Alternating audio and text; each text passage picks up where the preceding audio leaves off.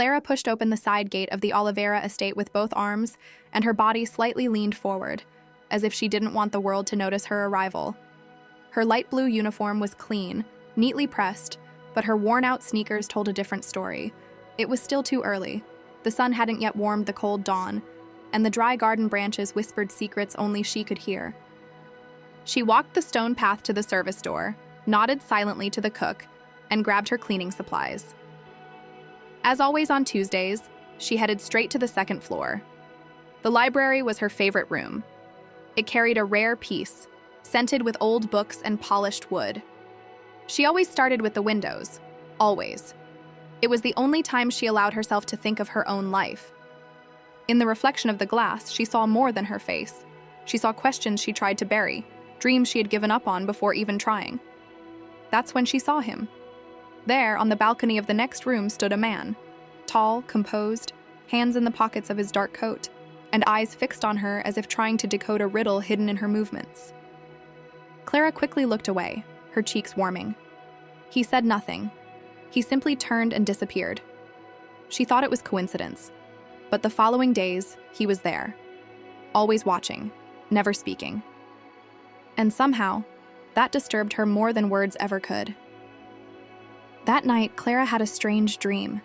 She was alone in the library, but she didn't feel afraid. Quite the opposite. There was comfort. She felt observed, but with tenderness, and even without seeing his face or hearing his voice, she knew. Something deep inside her was being touched, something she had long forgotten how to reach. The next morning, Clara avoided the window. She dusted the shelves, swept the floor with meticulous precision, and pretended not to feel the weight of an invisible gaze behind her. Pretending was a skill she had mastered early in life. But the heart was a terrible liar. Down in the kitchen, she was stopped by Mrs. Isadora, the estate's strict housekeeper. "Clara, take this coffee to the library. Mr. Benjamin is there." Benjamin. So that was his name. Clara held the tray with both hands and climbed the stairs slowly. Her heartbeat pounded in her ears, drowning out the sound of her own steps. As she opened the door, there he was, seated near the window, white shirt, sleeves rolled up, eyes deep in the pages of a red-covered book. The scene looked like something out of one of those old films she watched at night when sleep wouldn't come. "You can leave it on the table," he said, without looking. She did as told, but couldn't make herself leave. There was something in the way he breathed, too calm for someone who looked so burdened by secrets. "You clean windows with a delicacy that's almost therapeutic." She turned. He was watching her now. And she felt like each word he spoke touched a place inside her she'd locked away long ago. "It's just work, sir. It's more than that. Whoever cleans glass like that is trying to see something on the other side." She didn't know how to respond, and for the first time, she wished he'd say more. Or that she knew what to ask. That night, she didn't dream. But she woke with a single sentence in her mind. "Whoever cleans glass like that." From that moment on, the name Benjamin began to echo in her thoughts. And the silence between them was no longer absence. It was a promise. The mansion's routine seemed unchanged. Footsteps still echoed down its long corridors. The scent of lavender still lingered in the air, and the bells from the kitchen still rang to signal meal times. But for Clara, everything had shifted. It had only taken a conversation, a name, Benjamin. She began to visit the library more often, where before she cleaned the windows out of obligation, now she polished them with a quiet hope. He wasn't always there, but he left signs. A different book opened on the desk, a folded handkerchief on the armchair, a glass still moist with water. One morning, Clara found the first note. It was tucked between the pages of an old romance novel, the handwriting slanted and confident. "Books listen too, but only when someone reads them with an open heart. B." She froze. Her instinct was to keep it, but something inside urged her to answer. She found a scrap of paper in the pantry and with a shaky pencil wrote, "And what do they say when the heart is still afraid?" She folded it and placed it in the same book. The next day, it was gone. In its place, a new book, a new note. They whisper that bravery means continuing, even when fear stays. B. Clara's heart stumbled. The following days were woven with silent words. They exchanged messages through pages, questions that felt like confessions, and thoughts she had never dared say aloud. Benjamin wasn't trying to impress her. He moved gently, like someone who knew that true love didn't knock down doors. It waited to be invited in. And for the first time in her life, Clara felt she might be unlocking something, not just for him, but for herself. On that quiet Friday morning, Clara woke before her alarm. The sky was still pale, painted in heavy clouds, and the silence in her room felt heavier than usual. Something was off, as if time itself was holding its breath. When she arrived at the mansion, she noticed Mrs. Isadora whispering with a man in a suit Clara had never seen before. The atmosphere felt different. The kitchen laughter was gone, footsteps down the halls were cautious, and eyes avoided contact. Something had happened, but no one said a word.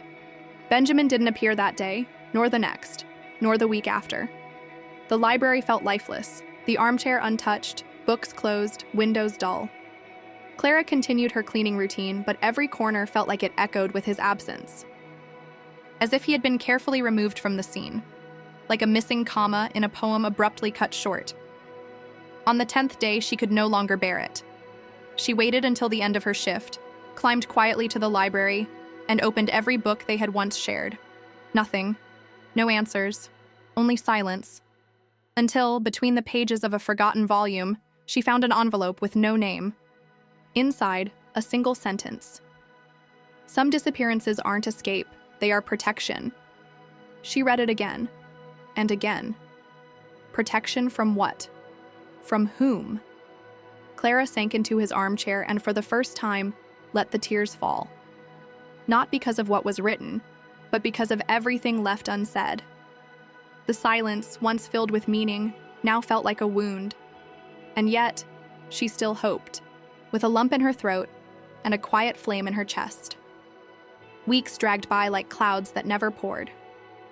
Clara did her duties in silence, her ears trained to catch any distant footsteps, hoping one of them would be his. But Benjamin didn't return. The notes stopped. The library remained untouched, frozen in memory. One afternoon, while polishing the banisters on the rarely used third floor, she heard a soft metallic click. A door, always locked before, now stood slightly open. Her heart pounded. That section of the house had always been off limits, but curiosity had been burning inside her for weeks. She stepped through slowly. The light inside was dim. Walls lined with old books, folders, and yellowed documents. In the back, a desk piled with files, and on top, a photograph. She walked closer. It was Benjamin, younger, beside an older man and two women. All of them looked serious, caught mid-thought. On the back of the photo, handwritten words, Project Castanheira, confidential.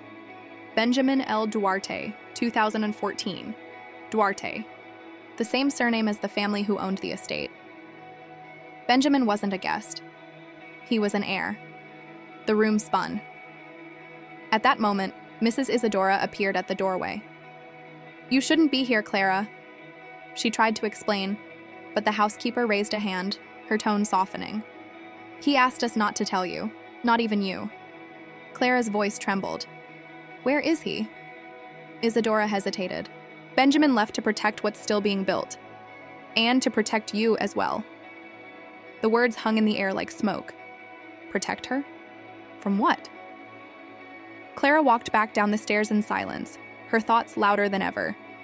She now knew who he was, and somehow that made everything more real and more painful. That night, Clara couldn't sleep. Mrs. Isadora's words spun in her mind like an unsolved riddle. To protect you as well. What kind of protection required distance, secrets, and locked rooms? The next day, she arrived at the mansion with quiet determination in her eyes.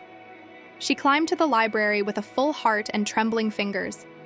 For the first time, she left something behind. Not a note, but a letter. "Benjamin, you vanished as if I was too fragile to face the truth. But what breaks me is not what happened. It's what you never said. Did you really see me through those windows? Or was I just another reflection you needed to erase?" She folded the letter, placed it in their first book, and walked away. She didn't expect an answer, but a part of her, buried deep, still hoped. 2 days later, she found a cream-colored envelope tucked beneath her cleaning cloth. Her breath caught before she even read the first word. She already knew the handwriting. Clara, you were the only place where silence didn't hurt. I saw you, from the first day. But there are shadows I inherited, promises made before I met you. I never wanted you touched by a past I'm still untangling. It wasn't much, but it was everything. That afternoon, she returned to the library. A new book sat waiting on the desk. No title on the cover, just black leather. Inside, a single message. If you want to understand me, read until the end. She took the book home. And with each page she turned, she realized this wasn't fiction. This was his story, told by him. And maybe written for her. Clara read every page as if her fingers could feel him in the ink. The book wasn't a diary, but a kind of confession. Benjamin wrote about his father, a man obsessed with power, legacy, and secrecy. The Castanheira project wasn't just business. It was a shadow that hung over the Duarte family like a ghost, a promise made in a boardroom that cost more than money. Benjamin had tried to break free from that world. He traveled, studied in silence, wrote under pseudonyms, but the estate always called him back. His mother died of grief, his sister fled, and he stayed.